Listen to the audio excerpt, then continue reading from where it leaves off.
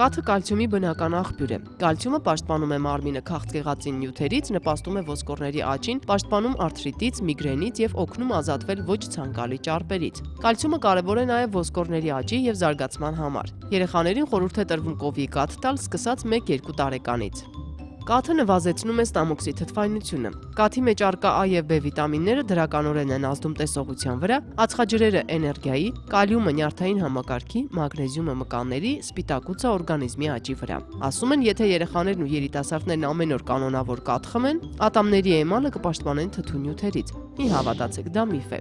Կաթով նաև դեմքի դիմակներ են պատրաստում։ Այն սնում եւ փափկեցնում է մաշկը։ Կաթնաթթուն հեռացնում է մահացած բջիջները եւ երիտասարդացնում մաշկը։ Անքնությամբ տառապող մարդկանց խորհուրդ է տրվում քնելուց առաջ խմել 1 բաժակ կաթ։ Կաթն օգտագործելուց առաջ պետք է եռացնել 10 րոպե, որպեսզի այն չթափվի, տարայի եզրին քսեք կարագ։ Կաթը պետք է եռացնել ալյումինե կամ էմալապատ թասի մեջ։ Օրգանիզմում կալցիումի օրական պահանջը բավարարելու համար անհրաժեշտ է օրական խմել 1-2 լիտր կաթ։